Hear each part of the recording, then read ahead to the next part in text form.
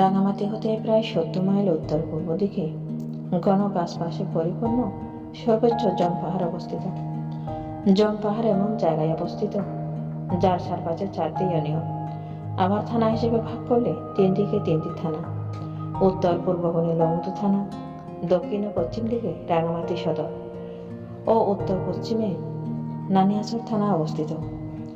রাঙামাটি পার্বত্য জেলায় সর্বোচ্চ পাহাড়ের চূড়ার মধ্যে দেখা যায় প্রথমে সবচুরি পাহাড়ের চূড়া, উত্তরে বরফল পাহাড়ের চূড়া এবং মধ্যখানে জম পাহাড়ের চূড়া বা জমাসুর।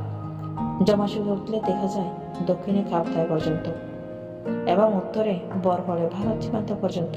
জম পাহাড়টি মনুষ্য বসতবিহীনভাবে পড়ে আছে প্রায় 35 বছর যাবত। তন্ত্রমন্ত্র ধারে যথাসুখ বিশিষ্ট জম নামক এক চাকমা সাধক তার পরিবার নিয়ে এই পাহাড়ে বসবাস করতেন। তার আসল নাম ইমেলেক্য চাকমা।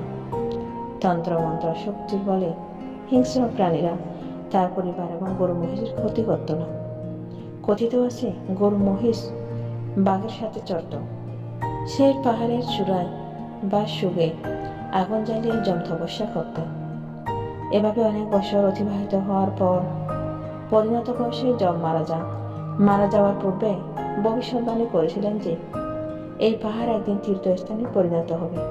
সে সময় শ্রদ্ধেয় বনমান্তে শ্রমণ অবস্থায় কাপ্তাইয়ের কাছে ধনপদার গভীর ধ্যানে মগ্ন ছিলেন।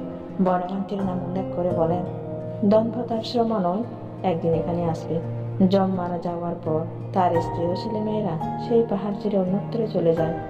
স্থানীয় লোকজন রাঙামাটি বন ফিরে আসলে সবসময় জমের ভবিষ্যৎবাণীর কথা শ্রদ্ধেয় বনমান্তিকে বলে থাকেন এবং অনুরোধ করেন, আপনি অনুগ্রহপূর্বক আমাদের জম পাহাড়ে একখানা বিহার স্থাপন করুন।